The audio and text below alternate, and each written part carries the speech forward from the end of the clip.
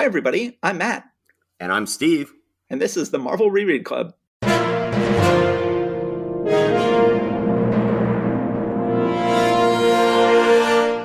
Hi, Steve. Welcome back. Well, thanks. And once again, welcome back to you, too. Yes, welcome back to both of us. So, things are going very well. I have been on a podcast tear recently. You really have. I was a guest on the Pod Dylan podcast, and I highly recommend that you go over to Pod Dylan and check out my recent episode where I was a guest and we discussed the Bob Dylan song Restless Farewell. I went ahead and put out, finally, for the first time since we've been putting this podcast out there, I went ahead and recorded a new episode of the Secrets of Story podcast with my co-host James Kennedy and the returning special guest Jonathan Auxier, and that's sort of a two-parter. By the time this episode posts, I may have posted yet another episode of Secrets of Story podcast. By all means, feel free to check those out. And hey, if you want to come down and do bar trivia in Evanston, Illinois at Bob's Pizza on Tuesday nights at 8 o'clock, you can hear my voice yet more. I'm as someone who has never been a big fan of my own voice, I apparently have decided that people want to hear me constantly all the time. So here I am. You're just inflicting yourself upon all of us. I am. So how have you been, Steve? I have been doing fine. My lovely spouse is visiting some of her old college friends at a mountain getaway at the moment. And my daughter is with her Nana for the next couple weeks. So I am by myself here at the moment. So I just got done editing the previous episode just moments ago. And yeah, that's about it for me. Okay, so here's a thought. You can yes, get that down a little bit. So when we last recorded the previous episode, I had just that moment finished the season finale of Loki season 1. Yes. And you asked me what I thought of it. I was a little bit, I basically didn't give you much of a reaction. I think that upon more reflection, I think that I found that as an episode of television, I found it kind of underwhelming, but it was really, in many ways, just exposition for the next decade of Marvel movies. Yes. So I am in the middle of watching the finale right now. I am halfway through the finale and was going to finish it tonight. So I was very happy, though, in episode 5 that the Thanos copter showed up, which we have mentioned previously on this podcast. But yes. And so what was the other thing people were pointing at? There was some other ridiculous thing besides Frog Thor, which does show up at one point. I don't remember that. When did Frog Thor show up? It was when the camera was panning down through the ground to the layer below. Yes. Okay. There's a little specimen jar in which Frog Thor is leaping, trying to get out, and it's marked with the label on the outside. Is the number on it is the same as the issue number where Frog Thor first appeared. It's like 365 or something like that. That's and awesome. So it's a very deliberate shout out. No, there was some other wrecked piece of something that people pointed out that I had not seen. Oh, I'm gonna have to look it up, but yeah. So I can't believe you didn't see Frog. Well, granted, I did have a friend of mine post saying, "Oh, at this second mark, make sure to keep your eyes open for a blink or you'll miss it cameo." That's awesome. Yeah. Okay, well, let's go ahead and get to the comics we're talking about tonight. We've got 5 comics. We're already not getting to them very quickly. And we've never managed to successfully cram 5 comics into one episode before. The one time we tried to do it, we ended up breaking that episode in 2. Tonight, we're going to try to do it. Let's go ahead and try to do it. Let's go ahead and get started with Fantastic Four number 8. So this issue introduces the Puppet Master and his daughter, Alicia. We have a beautiful cover where the Puppet Master is controlling the Fantastic Four as if they're marionettes. He is saying, "Obey me, my puppets, for your will is my will. You shall never escape your new master." Ben is, of course, being forced to attack the others. He says, "I can't help myself. The Puppet Master is making me attack the others." And Reed is going, "Don't thing. We mustn't let him control us." And it says, "Prisoner of the Puppet Master." Yes. And it just looks like a, classic little marionette stage there that they are all on. And he certainly, the Puppet Master certainly gets fancy with his little miniatures and sets. These days, he would just be playing Warhammer 40K, right? Right. Yes. So, you can picture him spending all day with little paintbrushes. Yes, exactly. So we begin with a classic Fantastic Four situation where Ben Grimm, the Thing, comes home and finds Reed working on a project and demands to know what it is. And of course, this is the classic misunderstanding. Reed's like, no, don't let him in here. And then Sue and Johnny try to keep Ben out. And then once they realize, hey, we should just explain to Ben what's going on, it's too late. And Ben is saying, I'm cutting out of this combo. As of now, the Fantastic Four can go to blazes for all I care. Of course, they were working on a way to cure him. They should have just told him that. And instead, you've got a bunch of empty conflict. It was supposed to be like a surprise party. I mean, yeah, right? Basically, yeah. Right. And I mean, you love surprise parties, right? Yeah, I'm famous for not loving them. I mean, I think it's the old they didn't want to get his hopes up thing. But instead, they just caused a big fight. Sue follows Ben outside. There's a funny page. People are picking on Ben for talking to someone who's not there. And then Sue kicks them. Ben wraps a lamppost around one of them. But then they see that somebody is climbing a bridge intending to jump off, and they try to save him. Sue alerts Reed and Johnny to the fact this is going on. Torch saves him. Then we cut to the Puppet Master. Yeah, so the Puppet Master, one of the things I have to say is there any reason he had to have such a minutely detailed model of, the Manhattan Bridge, in order to make this whole thing work? Because that is a minutely detailed model he has there. Yeah, including every single car on it. Yes, right. He has built a very detailed model of this guy who has climbed up and is going to go off, and the torch saves him, and then the Puppet Master touches his little model to push the guy off, and it burns his finger, so he knows that the Human Torch has saved him. And he says, only one living creature could have done this. It means the Human Torch will be the Puppet Master's next victim. Very indirectly, though. So but then the Puppet Master's daughter, Alicia Masters, comes in the room and says, Father, I heard you cry out. What is wrong? I keep waiting till we get to a week where we don't introduce any major characters. And this is not it, because here we have Alicia Masters as a major character being introduced. So then the Puppet Master he suddenly decides he hates the Human Torch, which means he needs to kidnap the Thing, presumably to fight the Human Torch. He uses his radioactive clay. It is explained many years later where this radioactive clay comes from, and is unexplained here, that he has got some radioactive clay. So he carves a model of Ben Grimm. He has Ben Grimm come and join him. Sue cleverly follows while invisible, but then Alicia, sort of shades of Daredevil here, Alicia says, Father, there are two strangers here. I can hear another heartbeat. I can hear another's breathing. So we've got her elevated senses.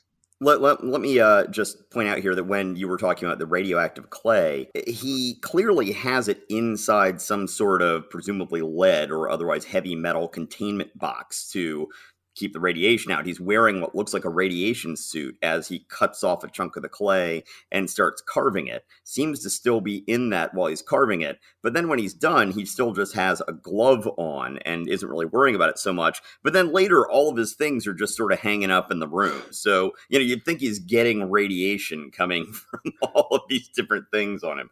Hey, at least he seemed to be aware that there was a danger of radiation, which put him far and above all the other Marvel characters we've met so far. Fair. So then he realizes Sue is in the room. He fills the room with ether. Because he's just got an ether, some kind of ether device in the wall. Like, hit the button for ether.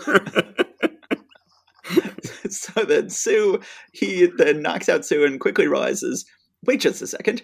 She looks remarkably like you, Alicia. In fact, that gives me an idea. Fashioning a uniform like hers and a blonde wig for you, or child's play for the Puppet Master. So then he realizes he puts a blonde wig on Alicia. She will be identical to Sue, which basically is Stan not giving much credit to Jack's drawing ability. Stan is going like, oh, Jack, we know that if you put a wig on one of your female characters, then she would be identical to your other female characters, because you're not putting much detail into women's faces. Well, he's not the only one. There's going to be a Spider-Man issue many months from now where Betty Brant and Liz Allen are like right on top of each other, and it looked like he drew the face in the background and then took a photostat of it and put it in the foreground and then just drew different hair on it. And so this is not uncommon, and lots of comic book artists do this. And part of it is that you're just having to crank out so much art on a daily basis, you're going to have sort of a default heroic male face and a default heroic female face that you go with. But yes, also one thing though that I was realizing is when we said that the Ben having a thing for Sue thing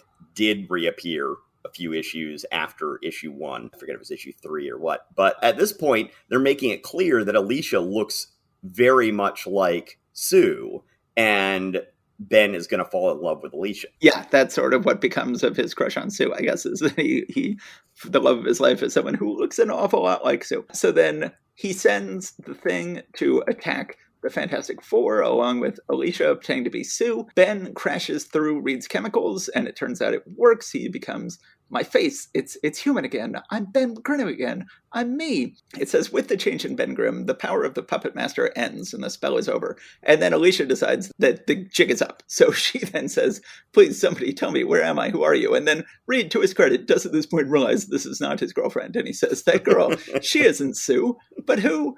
And says, I remember now, she's the Puppet Master's stepdaughter. The poor kid's blind.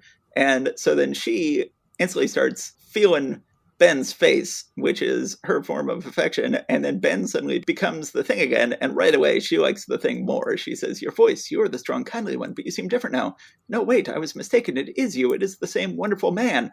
And Ben thinks, I'm back to being the Thing again. It must have been the chemical stuff. It probably only works when it's on me, but when it dries off, I get back to normal. But the clinker is she likes me better as the Thing. So we've got a classic situation here, which is going to sustain 50 years of comics, going to sustain, yes. Maybe not 50 years, at least 20 years of comics, where she, ironically, well, so on the one hand, he thinks it only makes sense that only a blind woman can love him, but she has to constantly convince him that she really does love him and that she actually can sense how he looks and likes him better as the Thing. But yes. He is constantly going to be worried about this. So then they all rush back to the Puppet Master's place. The Puppet Master attacks him with a gigantic puppet, which is a gigantic evil robot type thing. The Puppet Master. One of the things that I've noticed here, and I'd kind of forgotten about this, is the whole thing about what does Puppet Master mean gets really confusing here in various points. Because on one hand, it's basically like little voodoo dolls where you can control other living beings. But on the other hand, there are these big sort of contraptions that he makes that, are also his puppets. They're a little bit unclear on all this stuff. And then he's got a flying horse puppet that he can actually fly away on, which is a rather impressive. They do, to be fair, they do have him say, even you cannot catch my winged flying horse, my greatest puppet of all. Like, yeah, that's a hell of a puppet, dude. Right. So and he does say that it's jet powered in like two panels later, which also just like, is that really a puppet then? It's one hell of a puppet. Yes. So then he gets away with Sue, but then Sue is rescued. But then meanwhile, there's this whole other thing where he has caused all of the prisoners in a prison to escape. The Fantastic Four have to go put down the prison riot, have to go rescue the warden. They have a beautiful fight scene here. They then finally, Alicia is somewhere, and then the Puppet Master comes in the room. They're in the room with her. He's got a puppet of himself as a king and imagines how he will take over the world. But then she fights him over it. The puppet of him as a king falls to the ground. He then trips over her and falls out the window to seemingly his death. Then the Fantastic Four come in the room. Spoiler alert, he is not dead. He is not dead. Seconds later, the Fantastic Four burst into the apartment to find the window. He fell through the window. We saw him down below. Don't cry, Alicia. Everything will be okay now, kid. I swear it. I go, what happened, Reed? What made the Puppet Master fall? I wonder if we'll ever really know. And then we see that the puppet of him fell, and presumably the Puppet Master fell because his own puppet fell. Which sort of feels like the ending of one of the old pre-superhero Marvel comics, sort of it does. Twilight Zone ending sort of thing you'll often have. It's like, when I mentioned that there was that other story that did not get folded into the Marvel Universe about the man in the beehive, that's very much like the ending of that, where the guy's like, oh, it was all just hypnosis. But wait, what's this at my feet? Could that be a miniature gun? No. Exactly. It's No, but it's good. It's good ending. So we've got the introduction of Alicia. She will be a major character. I don't think it's ever mentioned again that Alicia is almost identical to Sue. I don't think that ever comes up again. No. I think that once you got comic artists who were putting more detail into girls' faces, they were actually differentiating their faces. Oh man, okay. So years later, when we were collecting comics as in our teens, when the Thing had left the planet for a while. He wasn't around. He was replaced in the Fantastic Four by She-Hulk. Johnny and Alicia, well, Ben is gone and no one knows when he's going to get back. They strike up a relationship. Right. So if Alicia looks just like Johnny's sister. Yes, good point. Like, ooh, that just got weird. Yeah, and then that whole storyline gets crazy over the course of the next couple of writers as the status quo is, of course, eventually restored. But I think the Puppet Master looks great. He sort of looks like a demented ventriloquist dummy himself. Yeah. He is a creepy character. One can see why they brought him back, even though they had seemingly killed him off here. They get a lot of use out of Lisa over the years. They get a lot of use out of the Puppet Master. I think this is a good issue for contributing to the Fantastic Four mythos. So one thing that we get a couple of examples of this month is Jack Kirby using somewhat grotesque faces for his villains. We're going to see this too with the Wizard. And as time goes on, even Kirby himself, but to an even greater degree, other artists can have a hard time figuring out what to do with these grotesque caricatures. So the Puppet Master, his look will really vary greatly over time. Just a few years later, not even like in the, 70s or 80s, but just a few years later when Gene Colan is drawing him in some Submariner books, he looks completely different. I mean, basically he's still bald, but that's the only thing that's the same. It just looks utterly different. And, we're going to see the Wizard a little bit later in this episode, and he looks this distended, grotesque face with this scraggly looking little goatee. And even Kirby doesn't really quite keep up that level of odd caricature on him. But so, yeah, this is something that Kirby does more in the early days, and it seems to decrease over time. And yeah, different artists have different ways of handling this. I did also notice that once again, we see that the torch flames hot enough to basically vaporize rock, and then come up and just grab a guy and rescue him while he's hot enough to vaporize rock. So, it's science. It's science. So, all right, let's go ahead and move on to Incredible Hulk number 4. Well, Incredible Hulk was off last month. He's got a bi-monthly book, so he's back this month. And this is, but every issue of the Hulk that we've seen so far has had a lot crammed in and a lot of story, but this is the first book where they're officially announcing this is 2 separate stories, 2 feature-length Hulk thrillers in this issue, The Monster and the Machine and Mongu Gladiator from Space. Fantasy as you like it. Again, using that phrase oddly. Yes. So we begin with just, this first story is sort of all over the map. We begin with Rick is seemingly experimenting on the Hulk with a elaborate machinery. He is trying to pull something off. It's some beautiful Kirby tech too. I mean, it's just classic Kirby high-tech device that the Hulk has arrayed above him here. Really beautiful. Presumably, Bruce Banner has set up this machinery and then had Rick operate it. Then we cut to Betty, who is remembering the origin of the Hulk. So then we cut to General Thunderbolt Ross. He has a jet-powered artificial copy of the Hulk that he is shooting ice bombs at just for fun. Okay, so we had said we need to stop saying these things are never mentioned again because we then cut back to Rick and the Hulk. The Hulk is still controlled by Rick, something I didn't think would come up again. And then it says, then a sudden command from his young master, the mightiest living thing on Earth, makes a fantastic leap powered by muscles so powerful that he seems to be flying. So they're still not being very clear as to whether or not he's actually supposed to be flying or just seems to be flying. Okay, so here's my take on this. Is it looks to me like Kirby had decided that the Hulk could fly because there are multiple panels in this. I think that when we were talking about the previous issue, I was saying there are several panels where it looks like he's flying. There was like 2. However, what I was remembering is that there are more panels in this issue where he is clearly flying. At the bottom of page 6, the Hulk's flying. I mean, look at those panels. He's doing some swooping. Yeah. I feel like if you just deleted the swoop marks, he wouldn't be. Wait out the swoop marks, and then these are perfectly panels where he is not flying. But they're there, so he is flying, even though, according to the text, he just seems to be flying, which would make more sense for the character. Then the Hulk interrupts a science fiction movie set. He escapes again. He goes to the craft services and eats some food. And is it just me, or is that a big bucket of beans? I don't know. So Yeah. there's a running joke later in the 70s when the Hulk is part of a superhero group called the Defenders, where it's just an ongoing running joke about the Hulk loving to eat beans.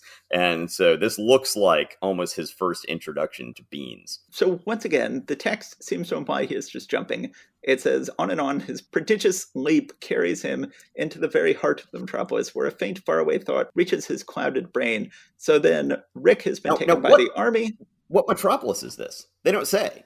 No. I think it would have to be L.A., right? I mean, they're in the Southwest, and, what Southwestern city would have skyscrapers like this? I don't know. Phoenix? Yeah. I don't know. So then the Hulk rescues Rick. It looks very much like he's flying, even though the text says he's not.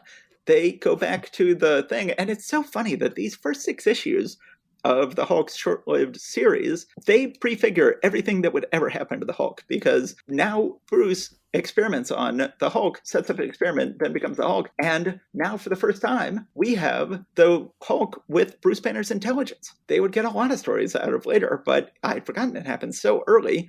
Yeah. The Hulk then saves a family from a burning building. They, of course, then instantly try to shoot at him and kill him, not recognizing that he just saved them from a burning building. They take off, and that's pretty much the end of this first story. So this first story is all over the map, but it sets out a lot of stuff that will come up later. A couple other things I want to point out along the way in here. One is on the top of page 9, first panel on page 9, there's no way you're going to tell me that Kirby didn't intend for the Hulk to be flying right there. Like, yeah. That's one where you could not even say just erase the motion lines. I think that Kirby had decided that the Hulk could fly, and Stan was like, okay, I guess maybe this, and then got to this issue, and it's just like, nope, we're saying something else is happening. I'm just saying, despite the evidence of your eyes, the Hulk is not actually flying, because that would be dumb. And then the other thing I want to point out is that on page 10, those panels in the middle, apparently one thing that this new gamma ray powered transition can do is when he turns from Hulk to Banner, it parts his hair. Yes. Parts his hair differently. Although at least his glasses don't miraculously just appear on his face, as happens sometimes in future issues. And then also the panel on page 11, fourth panel, I should say, on page 11, where you see a shot from outside of the room when he's activating the gamma ray. That is just a gorgeous panel. I just want to point that out. I really love that. Okay, anyway, that's it for me. Let's go on to story number 2. So then story number 2 is The Gladiator from Outer Space. Now, you're going to see certain recurring themes this week. So this is the first story of a certain theme. We've got 3 wonderful panels of a landing gear eye view of a rocket ship landing in a park, seemingly in Central Park or something like that. And a giant comes out of the alien spaceship, and he says, "I am Mangu." Now let me interrupt for a second here and just point out that on page 2, panel 5, so the middle row panel on the right, could you describe the cop in that panel? Okay, in my copy on Marvel Unlimited, the cop is black. Really? And I went back and looked at some of those scans that I had from you, and in the Marvel Chronology version, these pages had been scanned from a reprint where he is also black. Okay. However, I was able to find another version of the scans that was from the original comics, and he is not black. He is not black. I'm looking at the scan of the original comic. And it's funny, he's got a little bit of a wider nose. Yep. So I can see why somebody later decided to, hey, let's make that guy black. And it's funny, Ditko... Who would have been the first black person in the entire Marvel Universe. Apparently, at this point, black people do not exist in the Marvel Universe yet. We will get a couple of them pop up. There's going to be a soldier or airman that Captain America is going to rescue in a couple of years. And we're also going to have Gabe from the Howling Commandos. But then, other than those two, it will take until it's either 65 or 60. I think it's 65. Suddenly, there are black people in New York. Well, Ditko starts pretty early. Ditko decides there are definitely going to be black people in Spider-Man, and he starts drawing and inking them in a way where they're clearly black, and they are just normal professional people, like they're cops and they're other people doing things. And he definitely sort of takes it upon himself. Kirby never really does. Kirby leaves it up to the colorist to determine if any of these people are the races. And obviously when they're reprinting this, they're like, hey, that's a character who could conceivably be black. Let's go ahead and make him black. Unlike when Ditko is making it very clear. But of course, one of the great ironies of these earlier comics is they're like, all right, we really ought to add a black character to one of these comics. I know, let's add the black character to a World War II battalion. And it's like, well, okay, that's the one place where there wouldn't be a black character because the army was strictly segregated at the time. Well, you could very easily add a black member to the Avengers or the Fantastic Four because those are not segregated institutions. But the only place for the first several years of Marvel history that they add a black character is to the World War II battalion, where you absolutely would not have found any black characters. Okay, so let's go back to Mongu. All right, so let's go back to the issue. He comes out, he says, I am Mongu. I want to fight your greatest champion. I need to fight someone who can wield a 2-ton axe like me. Well, actually, he says, show me a champion who can weld a 2-ton axe like me. But there's a number of little so-called typos in this month. Like I noticed about half a dozen different little things like that in the issues we're talking about this month. Clearly a typo. It's supposed to be wield a 2-ton axe. So then they're like, well, clearly this has to be the Hulk. He's the only person on Earth who can wield a 2-ton axe. He goes to fight them on a mesa in the middle of the desert. But then the Hulk, who of course has Bruce Banner's intelligence now, cleverly figures his way out of the situation. He grabs the axe away and he says, something's fishy about all this. Give me that club. Just like I figured. Nothing but cardboard and cork. The whole thing's a phony. Then a whole bunch of communist soldiers come out of the ship. And it reveals that Mongu is actually a giant exoskeleton, and inside is a Soviet soldier named Boris Monguski. And my real mission, my true name is Boris Monguski, and my real mission is to capture you as I have done. But there's one thing he didn't count on, and that is that the Hulk would beat everybody up. So the Hulk who could have foreseen that? Who could have foreseen that? The one flaw in their plan is that the Hulk would try to beat everybody up, and they manage to, and then it becomes a big fight, and they what do they actually do with the? It's not clear to me what happens to the communists here. He takes all of their belts off. He then connects them together into one giant strap. Straps them all together in a bundle like cordwood, and then leaps up to the Soviet Huey, or, the double-bladed helicopter that's up there, and attaches them to the skids or whatever, somehow attaches it to that thing, and then jumps back down. And then what happens to them?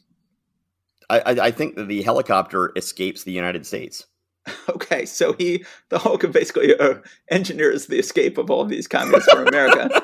And well, General Thunderbolt Royals was right. He's a spy. He is a spy. So then the police come along and they find the Mongu exosuit. They say, whatever the Hulk planned to accomplish by this phony scheme, it sure backfired. He didn't fool anybody. And then they say in the newspaper, battle with Space Gladiator, rigged by Hulk, public taken in by brazen hoax. I'll trap the Hulk yet, swears General Ross. So as with every Marvel story, the public turns against the Hulk in the end, even though he saved him, but he only kind of saved them because it looks like he helped all the communists escape. It's very unclear. The spaceship is specified as being a camouflaged MiG. And if I'm not mistaken, a MiG is a fighter jet, right? Right. But there are at least a dozen Soviet soldiers who are coming out of this thing. I think a MiG was the only Soviet plane name that Stan Lee knew.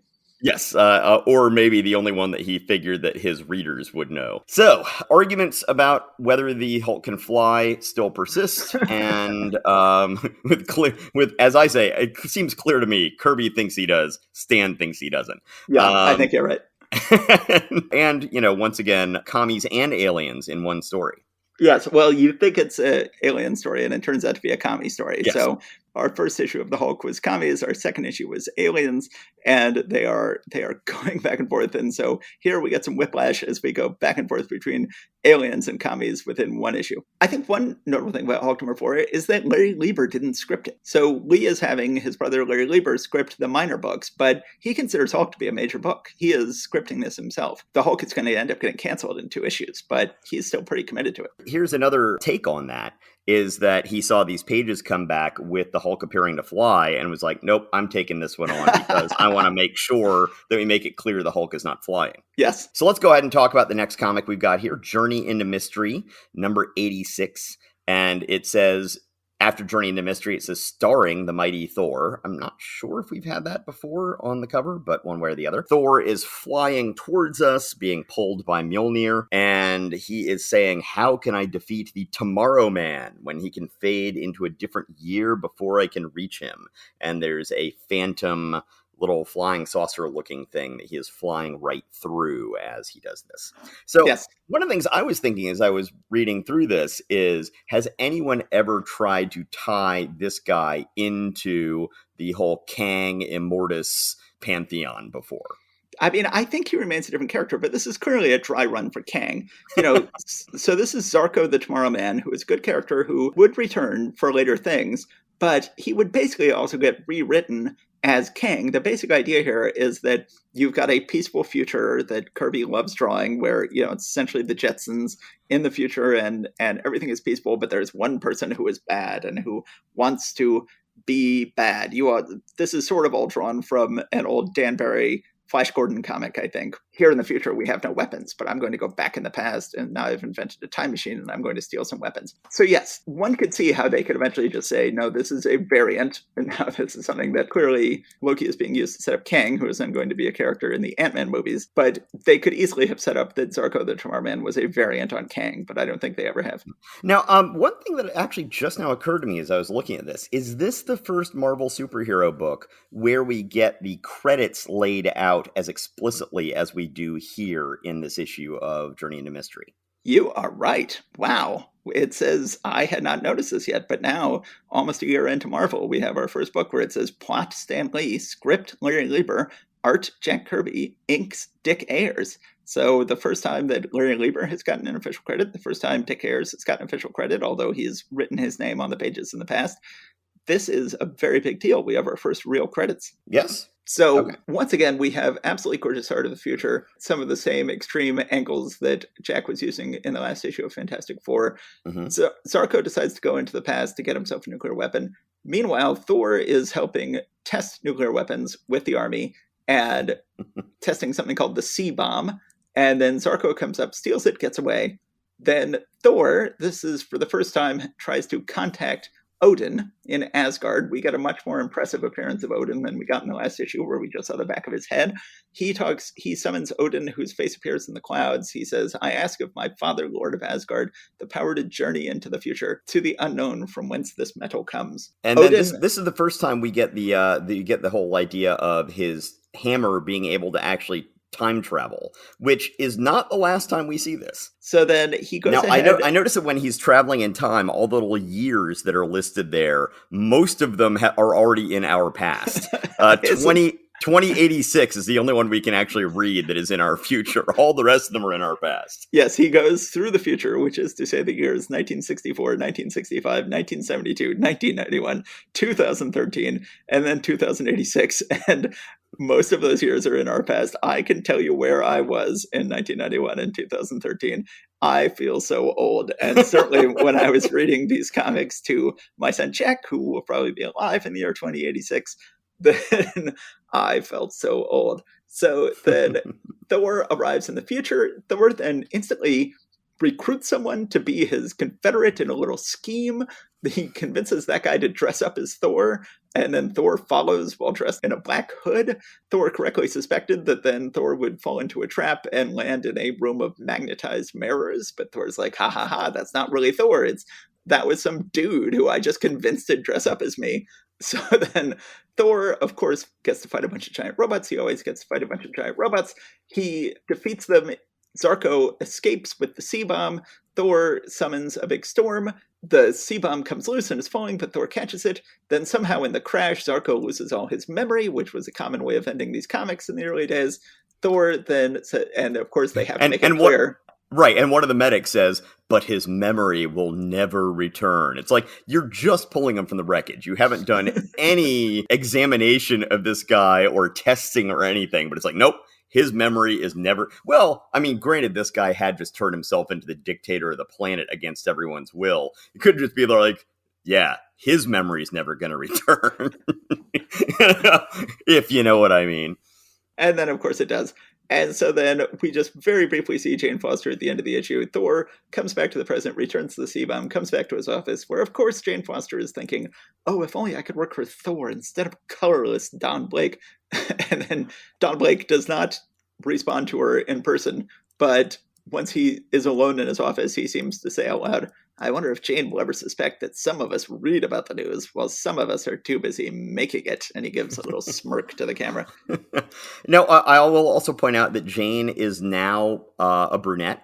She Yes. had strawberry blonde hair in her first two appearances. She will remain brown-haired for the rest of the time that she is in these books.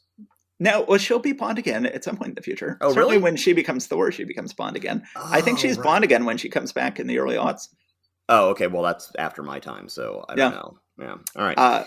So I think this issue works. I think we've had Thor fighting aliens. We've had Thor fighting communists. We've had Thor fighting Loki. Obviously, it worked much better for him to fight Loki. But going to science fiction worlds would become another good source of Thor stories.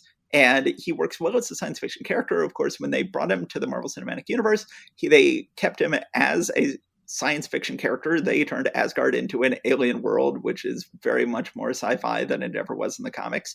And I think, and of course, by the time they get to the third Thor movie, they've put him in the Planet Hulk storyline, which was an odd storyline to graft Thor into. But I think that they were seeing I think they sort of realized from the beginning that, like, if we're going to try to fit Thor into the same universe as Iron Man, then we can't have him be such a magical character. We've got to have him be more of a science fiction character. And I think it works. Now, I actually will... I'm not sure if I agree on your whole thing about them turning it into much more of turning Asgard into much more of a science fiction world in the movies than it was in the comics. There's a lot of science fiction-y looking stuff in Asgard in the comics. And I think that that's something that was there. I mean, yes, they may have emphasized it slightly more or, leaned into it narratively a little bit more to sort of, make it seem more plausible to a modern audience. But that was largely there in the comics. It's funny. It was there. Kirby was just insane. Kirby just had an insane imagination. His Asgard was a unique vision. It was sci-fi. It was fantasy. It was everything. It was nothing. It was something that no one else could have imagined. Later, certainly by the time Simonson is doing Thor, then it's very much not a science fiction world.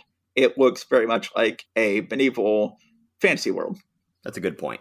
Yeah. And so it's sort of wavered depending on who the creative team was at any given point. Very much. Okay. What are we doing next? I think we were doing Strange Tales next.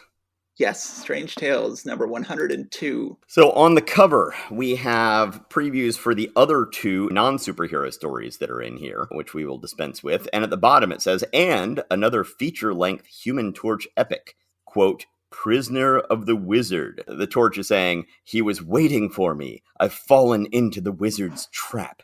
And in the foreground, we see the wizard who, once again, has this sort of ugly, distended face. So then the issue begins. We begin with everybody is watching a black and white newsreel of the previous issue's events, which does date the book just a little bit.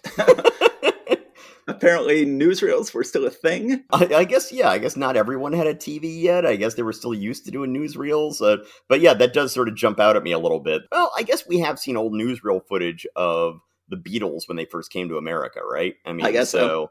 Yeah, I guess they overlapped. Okay, yeah. So then one of the people watching this is the wizard, this extremely ugly dude. Everybody knows who the wizard is. They're like, hey, you know who he is? Holy cow, it's the wizard. It turns out that the wizard is the original tech bro. He is he is a famous chess champion. He's a famous escape artist, but he also designed his own house. He says only a superior intellect as I could have designed such an ultra-modern home, which Kirby appears to have based on the Pompidou Center in France. He is having fun with the modern design, says only the wizard could create furnishing and devices that are years ahead of their time. Inventions such as this air chair, the ultimate in comfortable seating, have brought me fame and fortune. So And, I just want to say, finally, it's rare that you have these scientific geniuses who actually use it to make money at various points. So, at least this guy did do that before then realizing, like, making money is for suckers. I want to go ahead and show that I'm more powerful than superheroes. That's well, that's that's where the real stuff is at. specifically, he says, yes, I have proven my mental superiority in countless ways. There is only one challenge left for me to defeat the Human Torch. That will be my ultimate achievement. And So it's like, why wait not just a Mr. second. Fantastic? Why not Mr. Fantastic? Your whole goal here is to prove that you're the most brilliant man on earth. So you're going to pit yourself against the brilliance of the Human Torch? Like, why not Bruce Banner? Why not Mr. Fantastic? Wouldn't that make so much more sense for you to pit yourself against his brilliance instead of the Human Torch, who is not at all famous for being intelligent? But because the Human Torch has his own book and Reed Richards doesn't, he will pit himself against the Human Torch.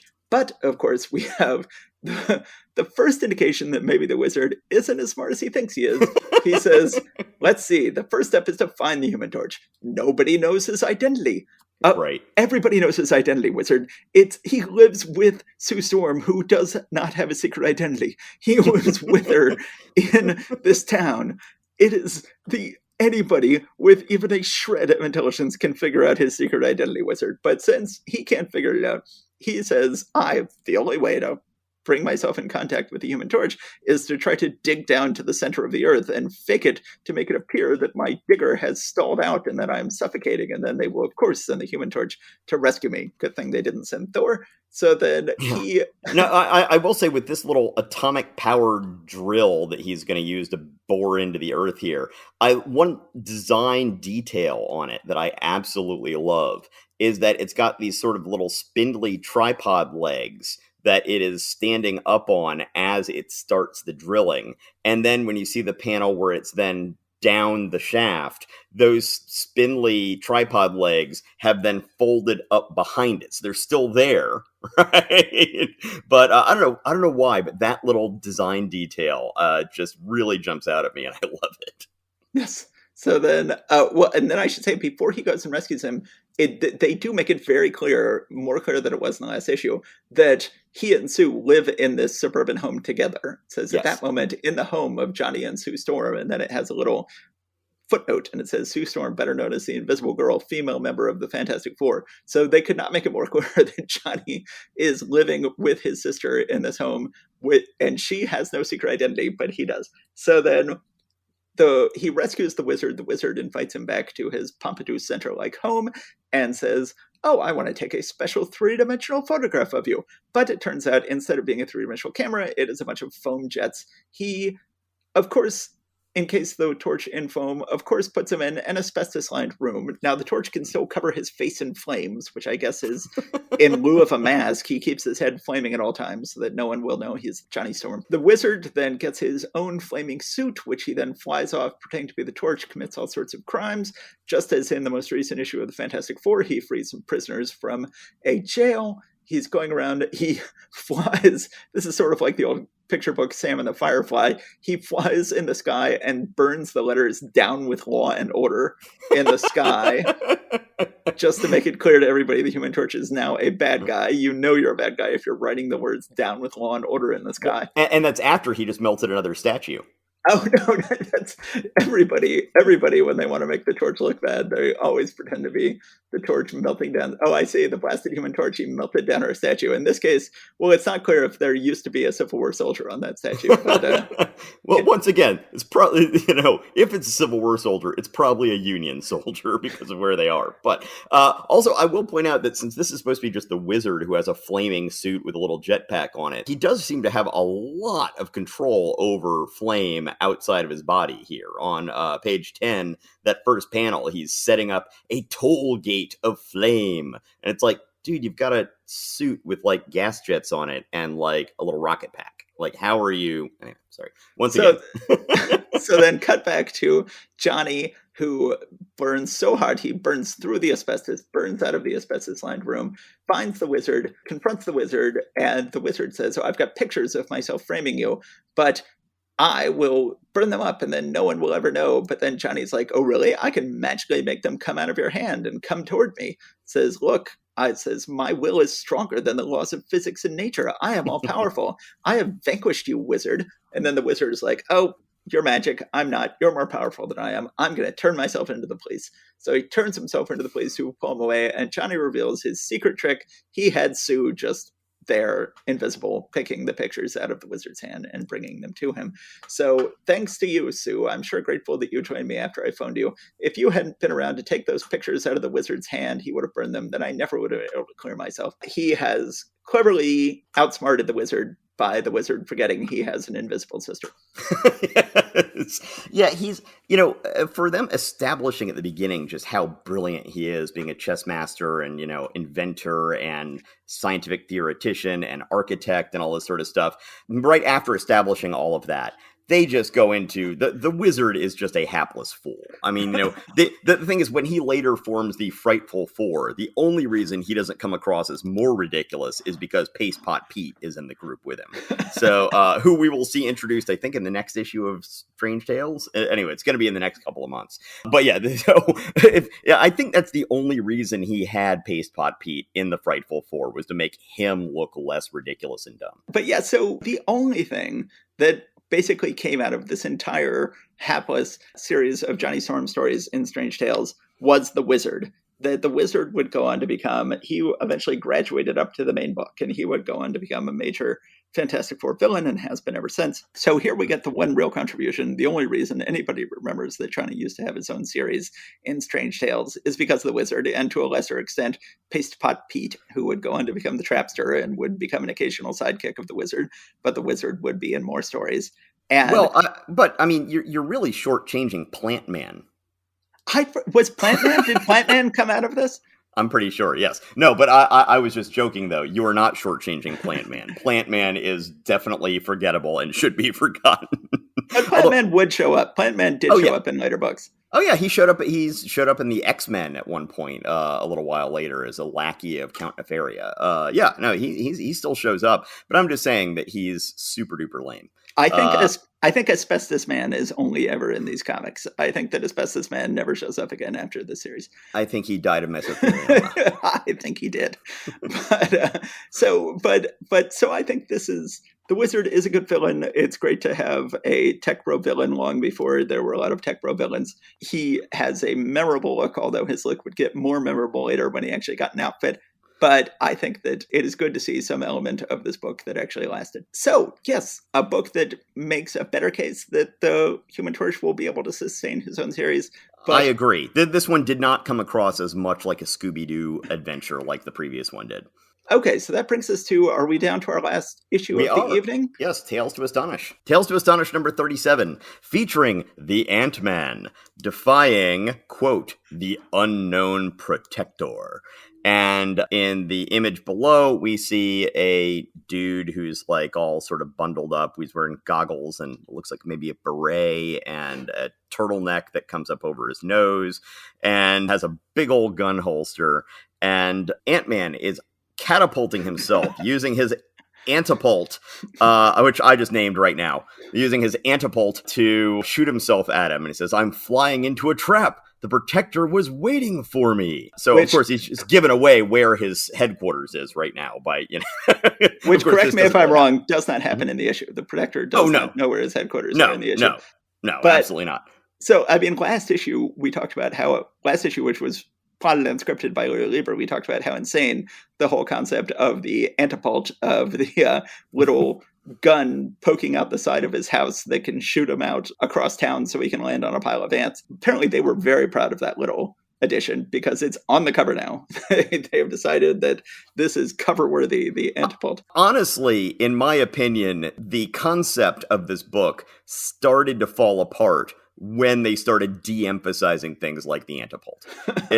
I mean, honestly, and you've talked about how, eventually Kirby would not be able to keep drawing every book that came out, especially as they came with more and more. And so he would end up leaving the second tier books to go start other second tier books while continuing to draw the A tier books. But I really feel that the Ant-Man is one that needed his... I keep on trying to come up with other words that I can use here, but, instead of insane, nuts, bananas, basically his gloriously imaginative spark to be able to make a ridiculous character like this work. And as long as he was there coming up with all these crazy little gadgets and crazy Rube Goldberg type situations in order to get the ants to do what he wants them to do, it worked. And then once it was handed off to other artists who were then, largely in charge of the pacing and the storytelling, I think it started to fall apart at that moment. I completely disagree. I think that this book worked a lot better once the Wasp joined it. I think that once he could actually change size at will, and once the Wasp joined, this became a much more successful book. I agree that these early issues are enjoyably daffy, and and you do lose a little something when you lose some of the enjoyable daffiness. But I think that this was a book that did not work fundamentally until I think the Wasp joining it gave it the longevity it needed to last more years than it ever would have lasted. Perhaps so. And I certainly like the Wasp character, and she went on to be a great and integral character in the Marvel Universe. So I will definitely grant you that was a valuable thing that we got. But I do mourn the loss of, yes, and thank you, daffy is another great word, the deliriously, giddily daffy nature of these early issues. So we begin with an elderly jeweler named Gerald Marsh who is staggering to his feet, and police are coming, and then ants see this. Ants are telegraphing the news across town. So then we cut to Henry Pym, who is listening to his aunt saying there's trouble at 523 Elm Street. So once again, he decides to shoot himself across town. Well, lands on an... He has gas now. Oh, wait, let me see. Yes, you're right. He says, I'll just release my reducing gas. So we first saw the reducing gas actually show up in Fantastic Four, and now he has it. He's got reducing gas. I guess at the time, if you're just reading this, you could assume he got it from Reed Richards, but later they'll make it clear that Reed Richards got it from him. But yes, thankfully, instead of dousing himself in a liquid chemical, he is doing reducing gas, which works a lot better.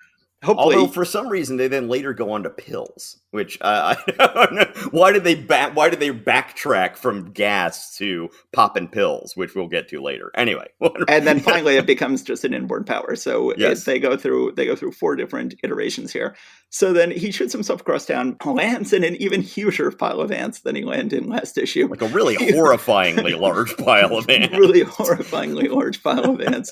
This old man is saying that, oh, this guy named the Protector, he beat me up, this giant man who came and beat me up and then disintegrated all my jewels. What can you do to protect me? And he's like, well, I'm going to use my network of ants and I'm going to figure it out. And then he finds the Protector, who is in another jewelry store, and he is finding the Protector.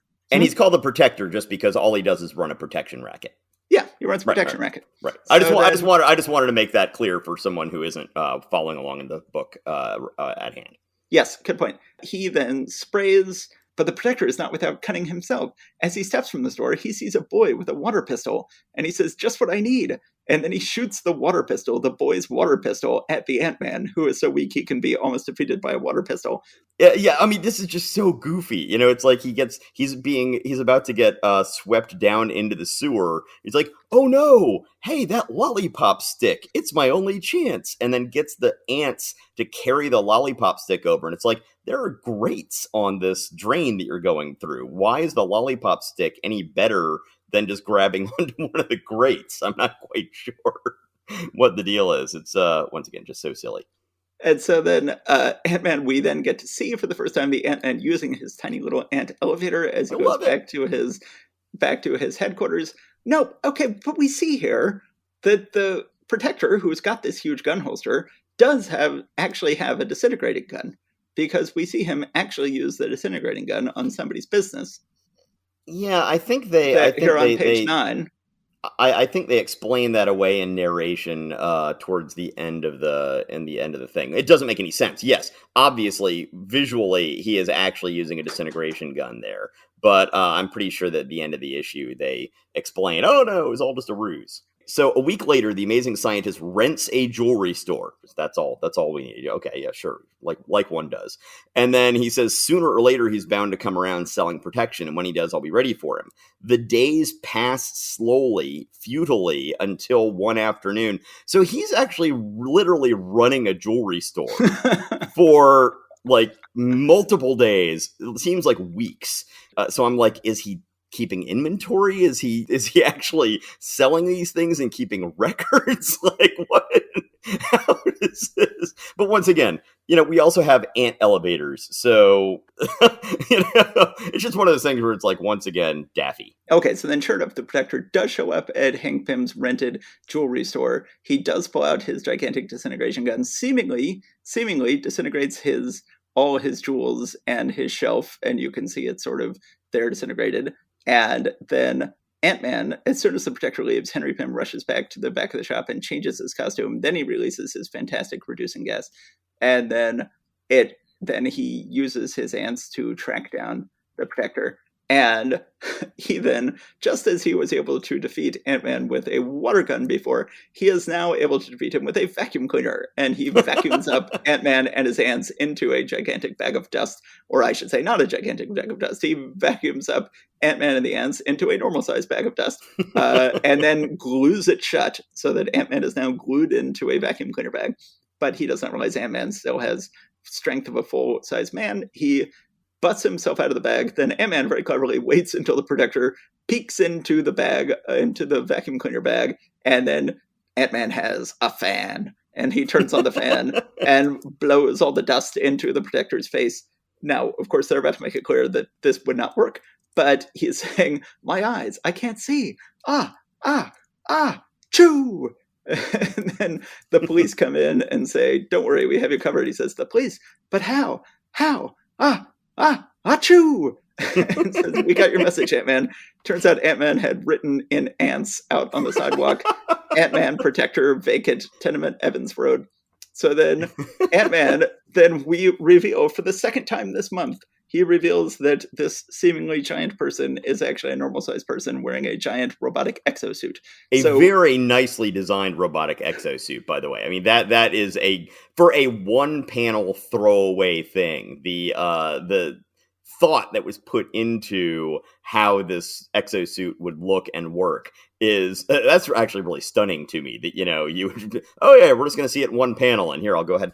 Oh yes, then his feet would go here, and it actually looks like, okay, I can actually kind of buy that. Yeah, you can see, it works much better than, say, the Ironmonger armor at the end of the Iron Man movie, which you cannot figure out where his actual feet are or where his actual hands are in that suit.